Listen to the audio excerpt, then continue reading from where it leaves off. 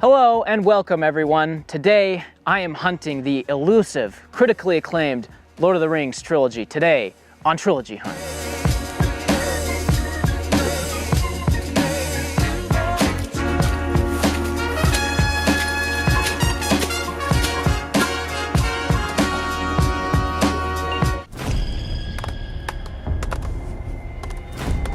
Alright, so it's just over this ridge. I'm gonna have to try and sneak up.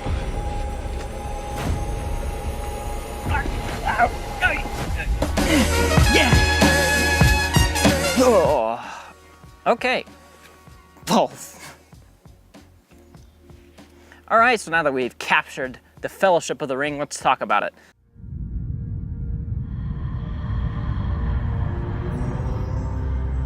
Legend tells of a ring created by an ancient evil that gave its wearer the power to enslave the world. Believed lost for centuries, it has now been found. Is it secret? Is it safe? So the Fellowship of the Ring is the first entry into Peter Jackson's acclaimed trilogy, and it is, in my opinion, the best one. I love the first movie more than anything. I think the Fellowship of the Ring is it's off balance, it's freaking me out. I think the Fellowship of the Ring is one of the best movies ever made. I think it's the best movie of the trilogy, despite it kind of getting some flack from people saying that it's more boringer than the other ones. That's sort of why I like the first one more than the other two, is because it feels a lot more small scale.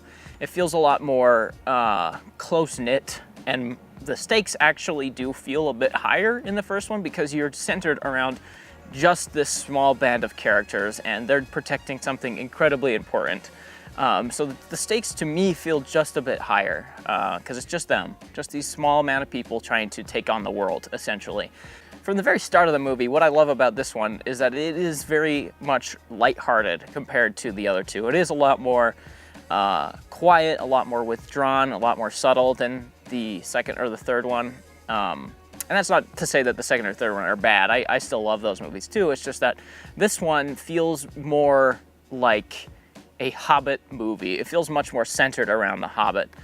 Gandalf, my old friend, this will be a night to remember.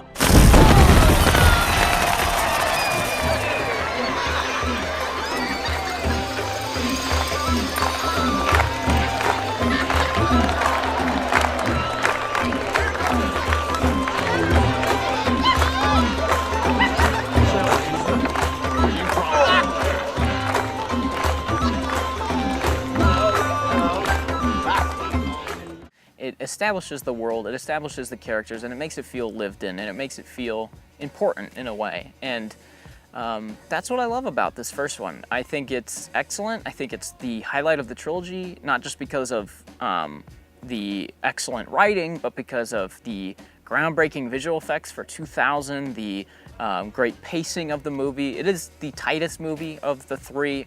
It's only 2.5 hours long. No, actually, I think the extended is 3 hours. I'm incredibly invested in these characters because of how good the writing is, but then they go through all these scenarios and situations, and you can see that the world's throwing everything at them, and it feels like a much more contained story. And even the company itself starts to implode near the end, and that's what sends them hurling in different directions. An Ammon Hen sequence when Boromir comes after Frodo and tries to take the ring for himself, and that's good character writing for him.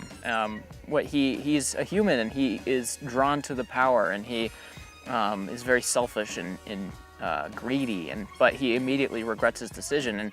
And it's great character writing, and it's a great sequence that ultimately sets up the fact that the Fellowship has to split.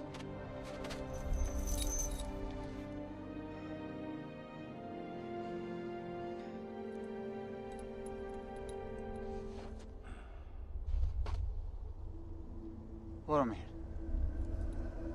it is a strange fate that we should suffer so much fear and doubt over so small a thing. Such a little thing. Boromir! Give the ring to Frodo. and it sets up this idea that the ring would make them implode no matter what, unless they split up.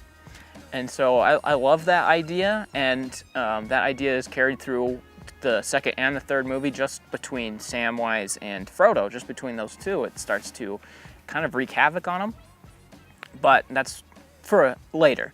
But anyway, this is my favorite of the trilogy. I would thoroughly recommend checking it out. It's a masterpiece, and that's all I have to say about that.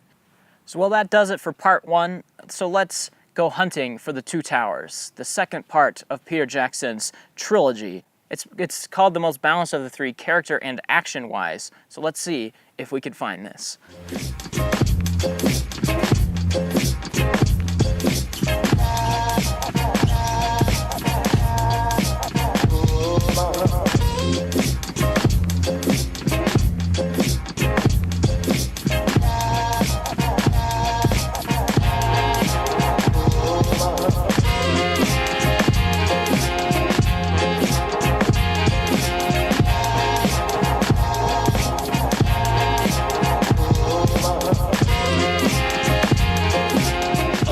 So, if you look over there, we found it. We found the Two Towers, but it has its back done, so we gotta be real quiet. Okay.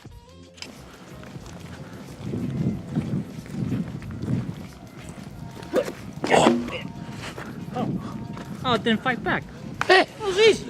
Well, now that we've caught the lucrative Twin Towers, let's talk about it. We track a band of Uruk-hai westward across the plain. They've taken two of our friends captive. Look for your friends, but do not trust to hope. It has forsaken these lands. This one for me is probably the worst of the trilogy, even though I still really love it. And I think that comes with the fact that it's the middle chapter. And the middle chapter always seems to be the low point of a trilogy because it is both the darkest and the in-between of both of the beginning and the end movie. So it has a big task to accomplish in that it has to pick up where the first one left off and then leave enough open for the third one to finish. And I think the Twin Towers does a great job of doing that. I think that the Two Towers, I don't know, I've been saying the Twin Towers.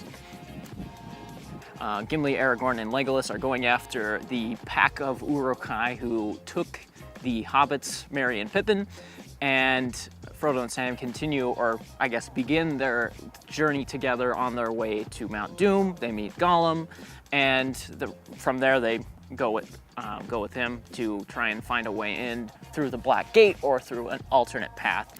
And so I think this movie does a pretty great job of keeping up the pace, keeping up the characters, and keeping up the flow that the first one established.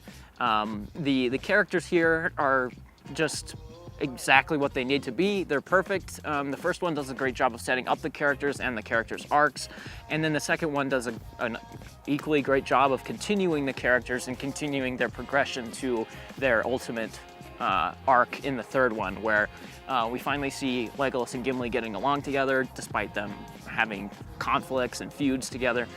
We finally get to see new aspects of Middle Earth. We get to see a more world building in this one, which I like a lot. It doesn't, like I talked about in the first one is very contained. It's a very small scale story. And the second one does start to broaden the view of things. It starts to introduce Rohan, Gondor, and other places in Middle Earth for us to get acquainted with. And that is the biggest thing that the Two Towers does. It establishes and builds on the world of Middle Earth, which I think is a great idea for this middle chapter to do, because the third one ultimately kind of sets up the stakes for the entire Middle Earth. So if you didn't quite get the feeling of this world, then that third one may not feel as powerful or as strong as it does. So the Twin Tower, I keep saying Twin Towers, is not going to be good.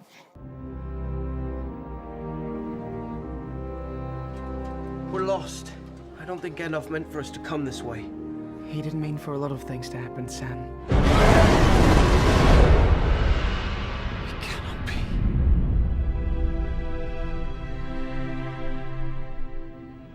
I come back to you now, at the turn of the tide. Sauron's forces have begun their attack. He is using Saruman to destroy your people. It does a great job of showing the characters coming into their own until they actually do in the third one. And that's the biggest hurdle that the middle chapter always has to overcome, is that the characters should be established in the first one and then they should be built on in the second one. And a lot of times the middle chapter doesn't quite know how to do that. It doesn't quite know how to build on the characters without just giving them their arc. And that's what this one does a good job of. So I really like the Two Towers. It is a really, really great movie, and I definitely say check it out if you haven't. Well, now that that's out of the way, let's go looking for the third entry in Peter Jackson's trilogy, The Return of the King, most notorious for not having any clear ending, or having the inability to cut anything due to its 4+ hour runtime. So without further ado, let's hunt this sucker down.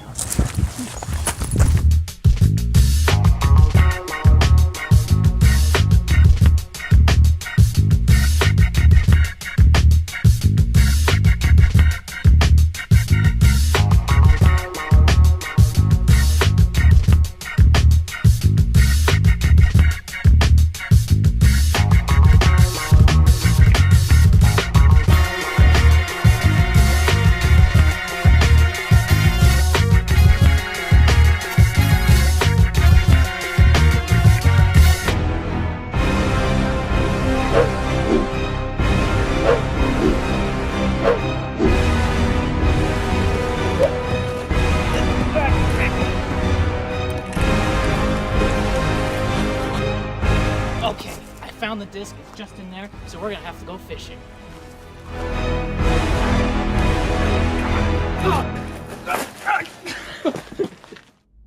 Well, we did it. We finally caught The Return of the King, the most notorious of the three, mainly because it has like 6 endings as far as the extended edition goes, and I want to address that first here. The endings for this movie I think are okay until the very last one, where we see Sam in his new life, in his new house, and then Frodo voicing over it before the door closes to ending. My dear Sam, you cannot always be torn in two. You will have to be one and whole for many years. You have so much to enjoy, and to be, and to do. Your part in the story will go on. I think that one goes a little far, but all the other endings I think work really well to finalize characters, to show where they've gone and where they're at now. And the problem that I have with the Sam one is that we've already seen that he gets married once, and then it's kind of reinforced later. And that one does go a little bit too far, but the king inauguration, or whatever it is, the sailing away on the boat, whatever it may be, all the other ones I found to work pretty well with what the movie was trying to do. So aside from that, this one is probably the most well-recognized of the three, not counting its 11 Oscar wins, 11 for 11, it won everything it was up for. From the start to finish, I think it does an excellent job of keeping up with the characters, building the characters, reinforcing revelations from the second one and how they affect the third one, and having everyone come together works super, super well. Again, the writing here is just pristine. Everything works so well, and even the second one has effect here. The second one and the first one obviously have effect here, and we see it. We see how Helm's Deep affects this movie, and we see how the King of Rohan doesn't want to help Gondor because they wouldn't help them, and we see the kind of feuds between the other parties, and it works super, super well. I think that Return of the King is an excellent movie. Not to mention the mind-blowing visual effects for 2003. I mean, these visual effects in The Return of the King are leaps and bounds better than some of the Hobbit visual effects, which came out in this decade. Abandon your post! Flee! Flee for your life!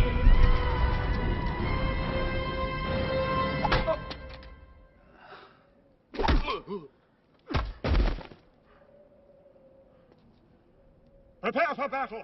The Return of the King does everything right, in my opinion. I think that the Return of the King is a superb finale to a incredible trilogy, and it does so in extreme fashion and over-the-top fashion with these gigantic, epic battle sequences and these small, intimate character moments and these small betrayals and everything else that it does so well. Especially one of my favorite moments from this movie is when the Rohirrim ride up to Gondor to help them in this huge, epic battle.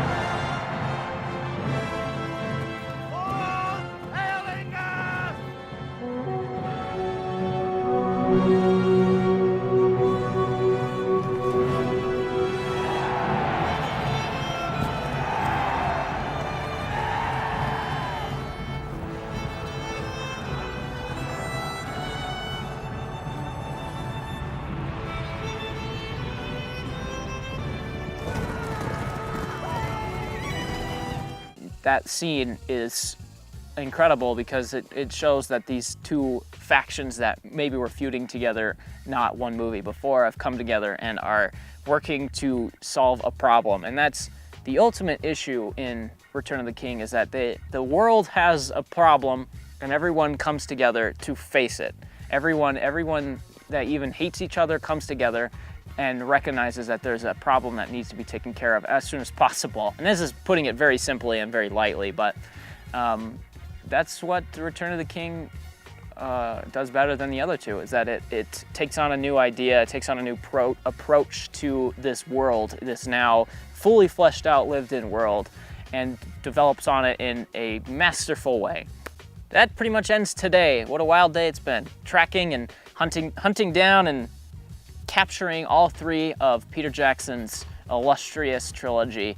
This now we've come down to it. I have to give my final verdict on this trilogy, and I will, of course, give it a glowingly positive 10 out of 10 rating and high recommendation. Obviously, I've only done one other video, which is Dawn of the Planet of the Apes trilogy, which is very subpar to me. So, of course, this one is taking the cake so far. And if you have the balls, this trilogy is definitely worth braving the wilderness for.